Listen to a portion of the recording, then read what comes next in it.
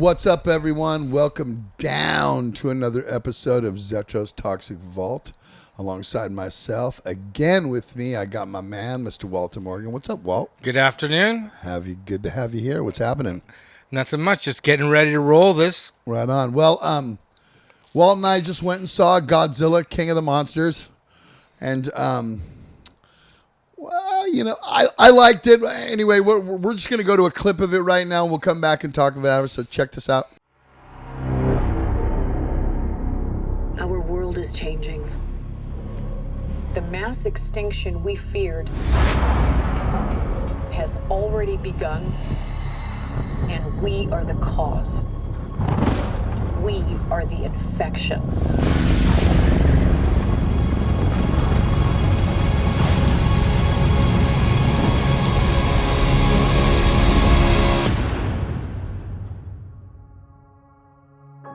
But like all living organisms, the Earth unleashed a fever to fight this infection. Its original and rightful rulers, the Titans. For thousands of years, these creatures have remained in hiding around the world. And unless all the Titans are found, our planet will perish, and so will we. They are the only guarantee that life will carry on.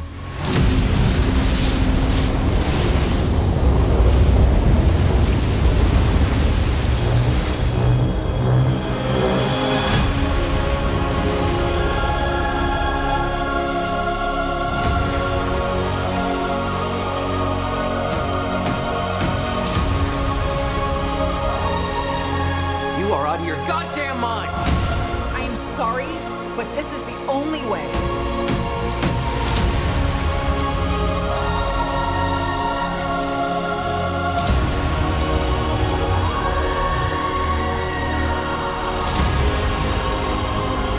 You're a monster. I'm sorry.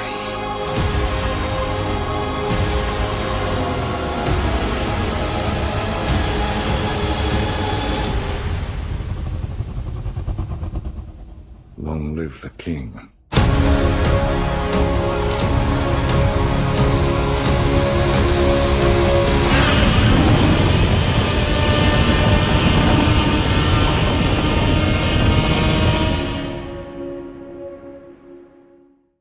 You know, I like how her monologue, you know, it's Vera Farmiga from Conjuring. She's in this. I like how her monologue kind of explains pretty much the premise of the movie. And if you like Godzilla, like you were saying, you've always made this comment about the zombie movies. If you like zombie movies, you'll love certain stuff. If you don't, you just will not like it, and that's the same thing with this.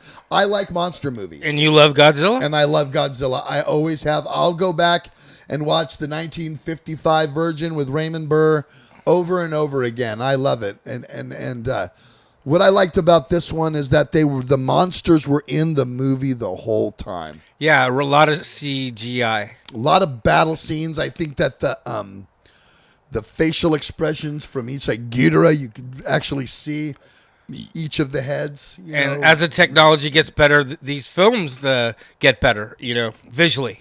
And through this, there was constant battles going on and different conflicts, and a conflict with the understory, about, obviously an environmental issue, and that's kind of where the story starts. And I think goes with Godzilla as kind of an environmental thing anyway, like fighting back for the earth, for what it's worth. There was a twist in there, although unbelievable.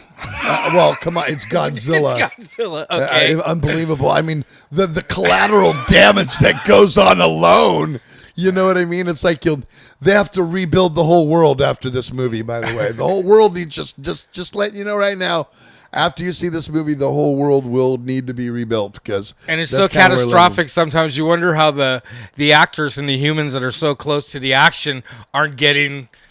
Well, I mean, obviously the ones that are not in the credits are getting a little bit of it, but I mean, like I said, the actual carnage and collateral damage that goes on from every instance is a little bit over the top, but that's why we go to the movies, right? We go to the movies. It's kind of like comic book Godzilla. And I loved it, and I thought that Godzilla's our hero. He's on our side. He's for 2019, and it looks good visually. Yes, and the fight scenes are good, and they're constant through the movie.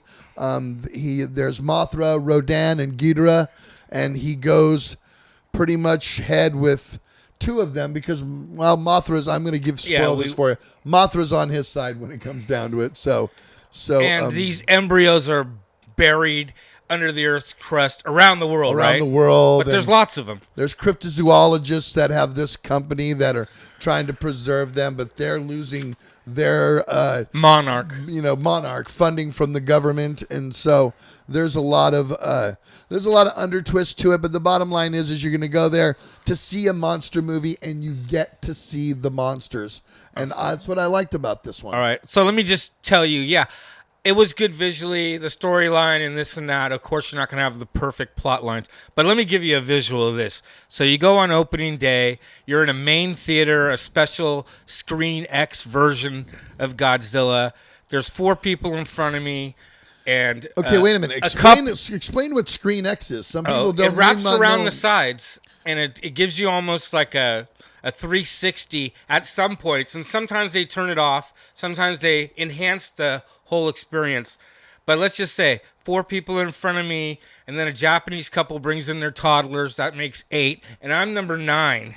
Okay, and Walt's counting everybody. Hold on, just to keep score. And about 30 minutes into it, the Japanese family disappears.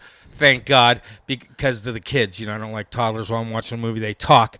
I had to move back a couple rows, but that gives you an idea of how this movie is going to do in the box office. But if you like Godzilla, if you're like Zetro and love monsters, and you want to see something that's very modern, creatures. It's very modern the way it's done. And like I said, technology just makes films better and better. I go see King Kong. I don't care how many damn versions of King Kong come out. I go see King Kong every single time just to see how they're going to project this giant ape, and who's the giant ape, what monster have they created for him to go up against. And that's basically why I go, I'm not going for the damn story. I'm not going for, oh my God, Godzilla needs to save the world. I go because for the next 2 hours, I want to see how cool the monsters are going to bite each other and kill and fight and push, and how much collateral damage is going to happen, right? At 2 hours and 12 minutes, you got that. I got a ton of it. So ready for a long movie, visually attractive. And I was really impressed with the soundtrack. It was real doomy orchestra and different, like a Japanese company or something, because they threw that in there, kind of like that element into it.